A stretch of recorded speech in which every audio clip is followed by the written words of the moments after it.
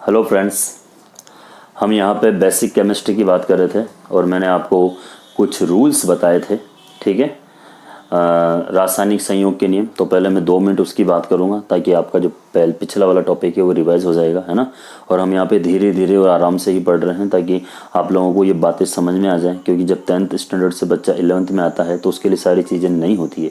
हालांकि ये चीज़ें आपके लिए नई नहीं है, क्योंकि 9th और 10th क्लास में आपने ये सब सीखा है और पढ़ा हुआ भी है ना।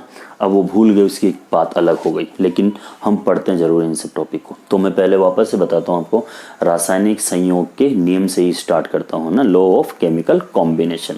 तो लॉ ऑफ केमिकल कॉम्बिनेशन में जो पहला नियम था मेरे पास वो था द्रव्यमान संरक्षण का नियम, है ना। बस द्रव्यमान संरक्षण का नियम, law of mass conservation, mass conservation law. ठीक है बेटा। अब इसके अंदर क्या है, इसका यही था मेन मोटिव कि द्रव्य को ना तो उत्पन्न किया जा सकता है ना ही नष्ट किया जा सकता है। तो किसी भी रासायनिक अभिक्रिया के अंदर जितना द्रव्यमान अभिकारकों का होगा उतना ही द्रव्यमान उत्पादों का भी होगा। ठीक है। और ये मैंने बताया था कि ये नियम दिया था हमें वैज्ञानिक एंटोनी लेवोशिए ने। तो ये लेवोशिए को हम फादर ऑफ केमिस्ट्री के नाम से भी जानते हैं। ठीक है बेटा। फिर मैंने आपको दूसरा बताया था स्थिर अनुपात का नियम, है ना। स्थिर अनुपात का नियम बताया था बेटा आपको, है ना। स्थिर अनुपात के नियम के बारे में मैंने बात की थी, और ये नियम दिया था वैज्ञानिक प्राउस्ट ने, है ना। मैंने ये लिखाया भी होगा, और नहीं लिखा हुआ तो ये इसको लिख लेना, वैज्ञानिक प्राउस्ट ने ये नियम दिया था। और क्या कहता है ये नियम, आप सबको पता है। इस नियम के अनुसार एक तत्व द्रव्यमान के निश्चित अनुपात में दूसरे तत्व के द्रव्यमान से संयोग कर जो यौगिक बनाता है वो निश्चित बनता है साहब। ठीक है। और चाहे उस यौगिक को हम किसी भी स्रोत द्वारा प्राप्त करते हैं, जैसे मैंने बताया था आपको कि हाइड्रोजन ऑक्सीजन 1:8 में, द्रव्यमान के 1:8 में संयोग करेंगे तो हमेशा जल का अणु ही बनेगा। वो जल को हम कहीं से भी प्राप्त कर सकते हैं, समुद्र से भी, नदियों से भी, नल से भी, तालाब से भी। ठीक है बेटा। ओके। अब फिर उसके बाद में मैंने आपको एक और नियम बताया था, नहीं बताया, अब वो आज बताने वाला हूँ, है ना। ठीक है। तो इसके बाद नियम है मेरे पास गुणित अनुपात का नियम। तीसरा जो नियम है वो है मेरे पास गुणित अनुपात का नियम। ठीक है। गुणित अनुपात का, वैसे इसमें बात होती है बर्जिलियस की भी होती है, लेकिन ये बेसिकली डाल्टन द्वारा दिया हुआ है, लेकिन ये सत्यापित किया गया था बर्जिलियस द्वारा। ठीक है। तो ये रूल क्या कहता है, ये है ना, सुनना ध्यान से, मैं इसको समझा भी दूंगा एक मिनट में। ठीक है। ये नियम क्या कहता है कि एक तत्व दूसरे तत्व के निश्चित भार से संयोग करता है। ठीक है। आप समझिए पहले, देखो ये ए जो है, ए बी से अभिक्रिया करके ए बी बनाता है, और ए ही 2B से अभिक्रिया करके AB2 बनाता है, और ए ही 3B से अभिक्रिया करके AB3 बनाता है। ये समझ लीजिए आप। तो ये एक तत्व है, ये दूसरा तत्व है। तो एक तत्व निश्चित भार में,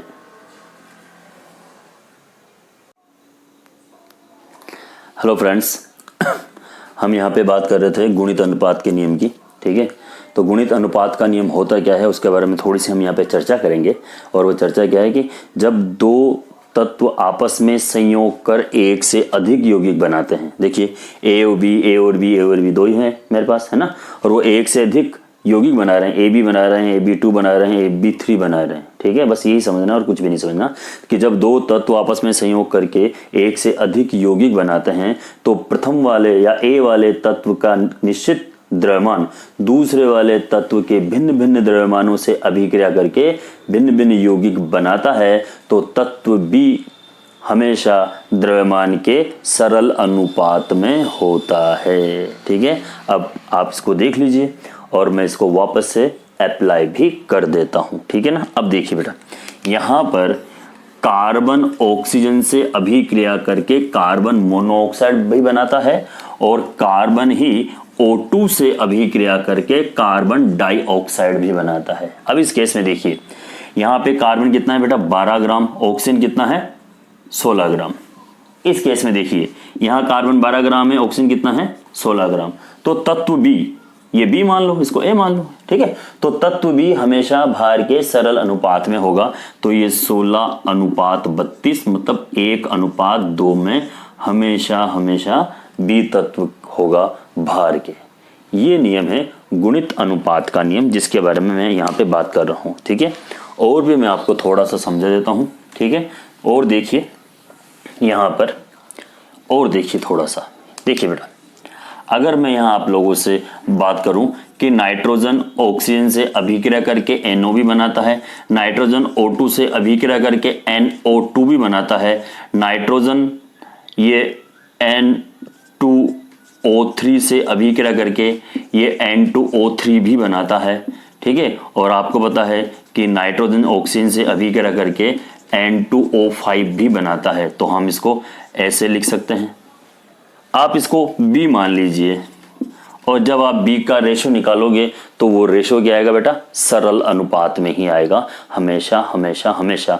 तो हम इसे बोलते हैं गुणित अनुपात का नियम। अब मैं यहाँ पर आप लोगों से कुछ जो न्यूमेरिकल वैल्यूज है या तो वो बताता हूँ, नहीं तो फिर हम थोड़ा सा आगे चलते हैं। ठीक है ना, क्योंकि हम इसको समझने का थोड़ा सा प्रयास भी कर सकते हैं। ठीक है, चलो एक और नियम है मेरे पास, वो है व्युत्क्रम अनुपात का नियम। ठीक है, या तुल्य अनुपात का नियम। ये क्या होता है भाई, ये हम बताते हैं आपको। तुल्य अनुपात का नियम या व्युत्क्रम अनुपात का नियम। तीसरा है बेटा मेरे पास, वो है व्युत्क्रम अनुपात का नियम। व्युत्क्रम अनुपात का नियम बड़ा अच्छा नियम है, ये दिया था रिचर्ड ने। ठीक है, तो व्युत्क्रम अनुपात का नियम क्या होता है कि यहां पर जो नियम है वो क्या है कि जब दो विभिन्न तत्व तीसरे तत्व के एक निश्चित द्रव्यमान से अलग अलग क्रिया करते हैं तो उनके द्रव्यमानों का अनुपात, उनके द्रव्यमानों में अनुपात या तो समान होता है या उसका कोई पूर्ण गुणज होता है जिसमें कि वो संयोजन करते हैं। समझ में नहीं आया, बात सुनिए। दो तत्व आपस में अभिक्रिया करते हैं, ठीक है, किसी तीसरे तत्व से, तो वो दोनों तत्व भी आपस में सरल अनुपात में या सरल गुणांक में होंगे द्रव्यमान के, ये कह रहा है। फिर भी हम आपको समझाने का थोड़ा सा प्रयास और कर लेते हैं। ठीक है, सामने देखिए, ये कार्बन है बेटा, कार्बन हाइड्रोजन से भी अभिक्रिया करता है, कार्बन ऑक्सीजन से भी अभिक्रिया, समझना। कार्बन हाइड्रोजन से अभिक्रिया करके मीथेन बनाएगा, कार्बन ऑक्सीजन से अभिक्रिया करके CO2 बनाएगा। एक तत्व दो अन्य तत्वों से संयोग करके भिन्न भिन्न यौगिक बनाता है, तो ये तत्व भी आपस में संयोग करते हैं और जो इनका अनुपात होगा वो क्या होगा, सरल अनुपात होगा। ये देखिए एक ट्रायंगल बना दिया मैंने, कार्बन हाइड्रोजन से अभिक्रिया करके मीथेन बनाएगा, कार्बन ऑक्सीजन से अभिक्रिया करके CO2 बनाएगा। ठीक है, और ठीक उसी प्रकार जो है, ठीक उसी प्रकार यहाँ पर हाइड्रोजन और ऑक्सीजन भी अभिक्रिया करके जल के अणु का निर्माण कर रहे हैं। तो यहाँ देख लीजिए आप, अगर हम यहाँ पे अनुपात निकालते हैं, कार्बन कितना है 12 ग्राम, ये 16 ग्राम, ये 1 ग्राम, तो यहाँ पे 4, 12 और 4 है ना, तो क्या आ जाएगा 1:3 आ जाएगा। यहाँ पर भी हम निकाल सकते हैं आराम से, ये देखिए कितना होगा, ये 12:32 कितना आ जाएगा आराम से, है ना, इसका भी हम निकाल सकते हैं। तो ये जो अनुपात आएगा वो एकदम क्या आएगा बेटा, सरल अनुपात में होगा। चलो जी, अब हम यहाँ पे बात करेंगे लास्ट, गेलुसेक का आयतन संबंधी नियम। गेलुसेक, नेक्स्ट नियम है गेलुसेक का आयतन संबंधी नियम। ये क्या नियम है भाई, इसको समझना थोड़ा सा। ये नियम ये कहता है कि जब दो तत्व ताप और दाब की समान अवस्था में अभिक्रिया करके उत्पाद भी गैस बनाते हैं, दो गैसीय तत्व मानक ताप और दाब पर अभिक्रिया करके यदि गैसीय उत्पाद बनाते हैं तो वो हमेशा सरल अनुपात में होते हैं। ठीक है, सामान्य ताप और दाब पर दो गैसीय अभिकारक अभिक्रिया करके गैसीय उत्पाद बनाते हैं या गैसीय अभिकारक उत्पाद बनाते हैं तो आपस में सरल अनुपात में होंगे। एग्जाम्पल देखिए, हाइड्रोजन गैस क्लोरीन गैस अभिक्रिया करके बना रही है 2HCl, तो रेशो 1:1:2, ये सरल अनुपात है। ठीक है, दूसरा देखो, यहाँ पे नाइट्रोजन और हाइड्रोजन अभिक्रिया करके बना रही है अमोनिया, तो रेशो क्या आएगा 1:3:2, ये सरल अनुपात है। तो अगर यहाँ पे अभिकारक भी गैसीय फॉर्म में है, ये गैसीय फॉर्म में है, ठीक है, और उत्पाद भी गैसीय अवस्था में है, तो वो सरल अनुपात में होंगे। इसे हम तो इसको हम बोलते हैं गेलुसेक का आयतन संबंधी नियम, जिसके बारे में हम यहाँ पे चर्चा कर रहे थे। ठीक है, अब बात करते हैं आगे की। आगे डाल्टन का परमाणु सिद्धांत, एटॉमिक थ्योरी ऑफ डाल्टन। ये डाल्टन ने सबसे पहले परमाणु थ्योरी दी थी, उसके बारे में बात हम यहाँ करेंगे। उससे पहले थॉमसन साहब भी थे, वो और भी वैज्ञानिक थे। तो जिसको जो समझ में आया, जो जितना जानता था, उसने उसी ने उतना ही बताया। अब हम यहाँ पे बात करेंगे डाल्टन की। तो डाल्टन का परमाणु सिद्धांत, डाल्टन का परमाणु सिद्धांत। डाल्टन का परमाणु सिद्धांत क्या, कुछ पॉइंट थे। तो उसने कहा कि परमाणु क्या है। उसने कहा कि साहब, किसी भी यौगिक अगर एक समान परमाणु से मिलकर बना हुआ है, ठीक है, तो हम उसे समांगी विलयन कहेंगे। अगर कोई भिन्न भिन्न परमाणुओं से मिलकर बना हुआ है तो हम उसे विषमांगी पदार्थ या विलयन कहेंगे। ठीक है।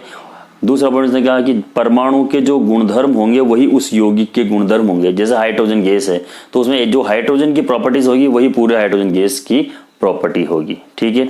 एक मेन इंपॉर्टेंट पॉइंट जो उसने कहा कि जो पदार्थ है वो सूक्ष्मतम अविभाज्य कणों से मिलकर बना हुआ है। वो अविभाज्य शब्द उसने वहां यूज किया था डाल्टन साहब ने। ठीक है, तो उसी के बारे में हम यहाँ पे बात करेंगे कि जो पदार्थ है वो अविभाज्य कणों से मिलकर बना हुआ है ना, जिन्हें हम क्या बोलते हैं, परमाणु कहते हैं। लेकिन ये थ्योरी बाद में गलत हो गई और मैंने जब स्टार्ट किया था तो मैंने एटम का अर्थ बताया था, फिर परिभाषा बताई थी। तो अविभाज्य जो है वो उस एटम, ए मतलब नॉट, टॉम मतलब टू बी कट, तो जिसे विभाजित नहीं किया जा सकता हो उसका अर्थ है, ना कि उसकी परिभाषा है। ठीक है, लेकिन हमें पता है कि परमाणु खुद छोटे छोटे कणों से मिलकर बना हुआ है बेटा।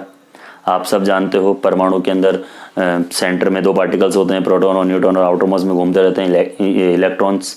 ठीक है, तो जो खुद छोटे पार्टिकल से मिलकर बना है तो उसको आराम से हम डिवाइड कर सकते हैं। ठीक है, फिर उसने कहा कि यहाँ पर एक तत्व के सभी परमाणु समान होते हैं और उनकी आकृति, आकार, द्रव्यमान और गुणधर्म भी समान होते हैं। ठीक है, और जबकि भिन्न तत्वों के भिन्न भिन्न होते हैं।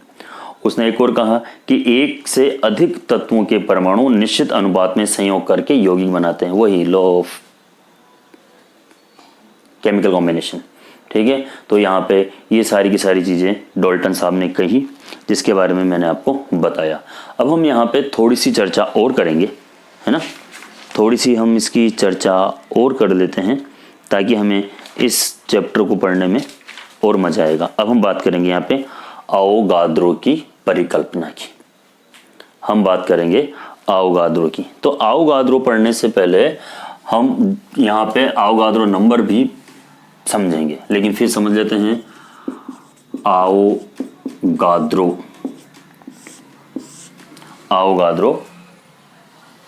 परिकल्पना।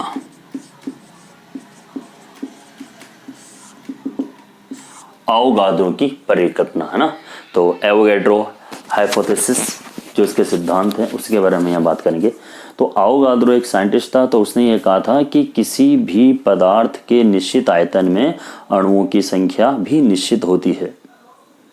ठीक है, जैसे एक मोल पदार्थ में कितने परमाणु होंगे वो निश्चित है। तो मोल कंसेप्ट, मोल अवधारणा उसने अवोगाद्रो संख्या के आधार पर दी थी, और अवोगाद्रो संख्या को Na से डिनोट करते हैं, जिसकी वैल्यू होती है 6.023 × 10⁻23 परमाणु, एटम, तत्व, आयन, यौगिक, जो भी आप यहाँ कहना चाहो, समझना चाहो, उसके बारे में बात करेंगे। ठीक है, तो मैं इसको वापस से विस्तार पूर्वक समझाऊंगा।